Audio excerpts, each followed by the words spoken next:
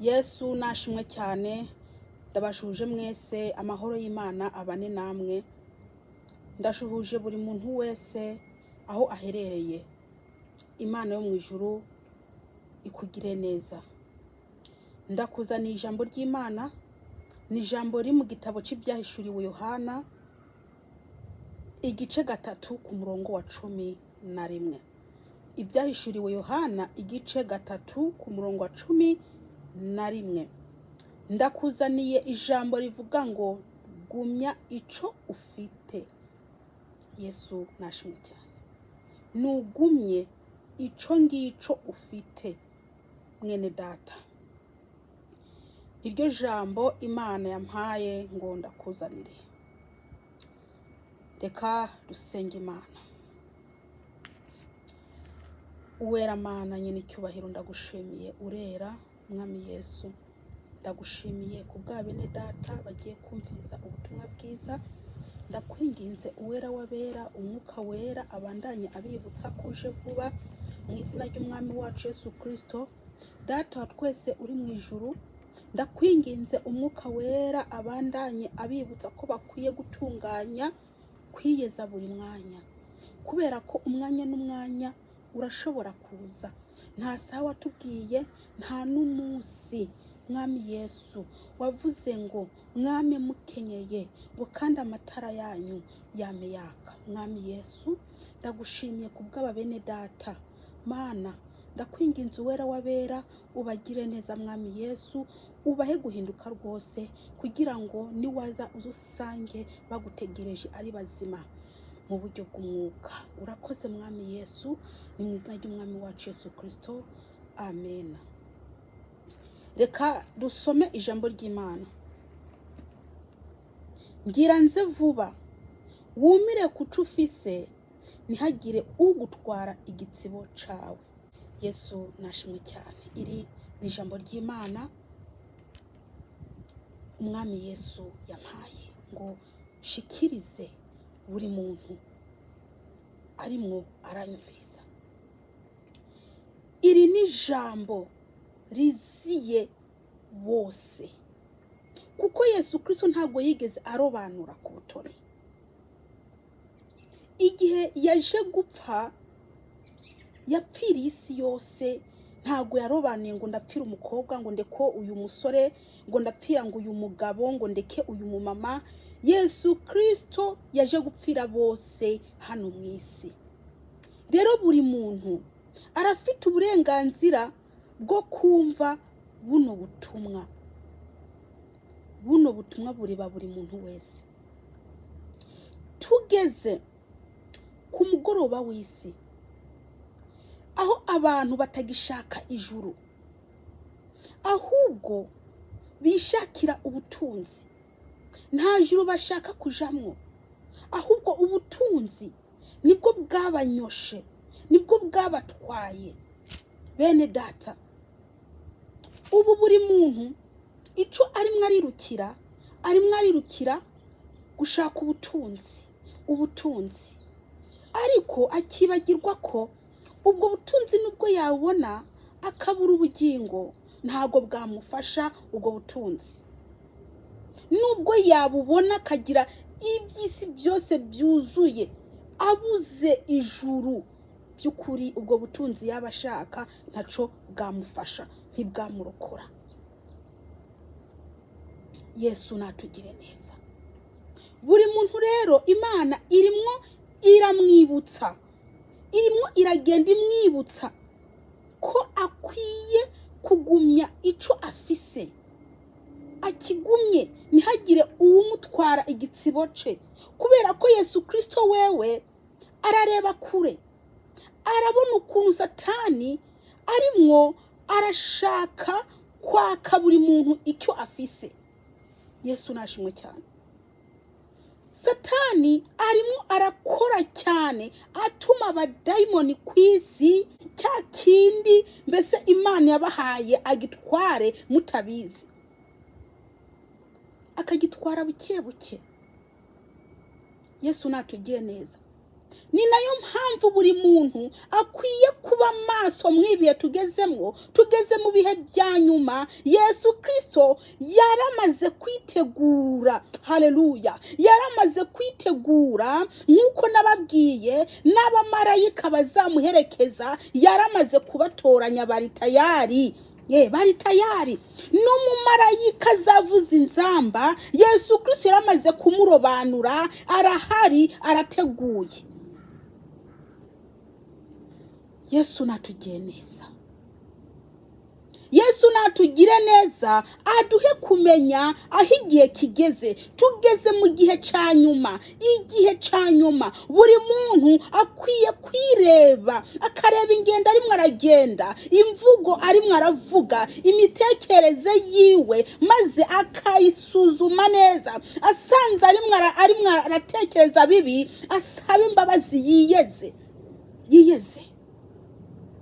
Kino gihe tugezemwo n'igihe abantu basinziririyemwo, ntabwo bashaka gukanguka, ntabwo arimwo barashaka ubugingo, ntabwo barimwo barashaka Imana. Kandi Imana yavuze ngo abandondera ubudahumeka bazambona. Ariko abantu ntabwo barimwo barashaka Imana, yamara Imana ibarindiriye, mbese iteza amaboko kugira ngo ibabarire buri muntu wese ayigiye ko.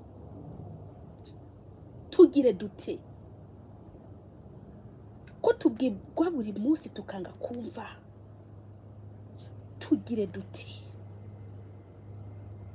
nyuma y'ubuzima wa mukobwa we nta kwihana kuriho? Nyuma y'ubuzima wa musore we nta kwihana kuriho? Nyuma y'ubuzima wa mupapa we nta kwihana kuriho? Nyuma y'ubuzima wa mumama we nta kwihana kuriho? Wari ukwiye kwihana bicitwa uyu munsi, umwami Yesu ukamwakira ubungubu, ubu kiri muzima, ubu gifite amahirwe, Imana ikaguha mwuka ukaba ugihumeka. Wari ukwiye gutegura ubugingo bwawe. Ku muntu yakiriye Kristo nk'umwana n'umukiza, akwiye kugumya icyo afite. Satani ntaruhuka. Niba wowe uruhutse, Satani ntaruhuka. Arimwo arakora kugira ngo akuyobye, arimwo arakora cyane kugira ngo wewe mwene data muranyumviriza, icyo ngicyo ufite gikomeye Satani agikwake. Niyamara kukikwaka, nta gitsibo uzaba ukibonye. Satani arimwo arategeka abagore kwambara ubusa, arimwo arategeka abakobwa kwambara ubumini, arimwo arategeka abagore kwambara ubukabutura, arimwo arategeka abagore kwerekana amabere. Satani arimwo arategeka abakobwa kwambara ibintu bibanye, kugira ngo bagire iki? Kugira ngo bayobye bariya abagabo n'abasore, basambane nabo mu bitekerezo. Ariko reka ndakubwire mwene data, murakora ibyo ngibyo urimo urakora, uwo nguwo urimo uratwara ikuzimu, si we wenyine azajayo, nawe muzagenda mujanye, kuko Imana izabikubaza. Ibyo ngibyo wikoza, ugatwara akaminu kajana mu rushengero, ugatwara agakabutura mu rushengero, ugatwara ubuntuzenye ububano bw'ubujipo n'ubunuze mu rushengero, ibyo byose ukabikora ugira ngo Imana ibireba. Ndakubwiza ukuri, ibyo izabiguhanira nutabireka.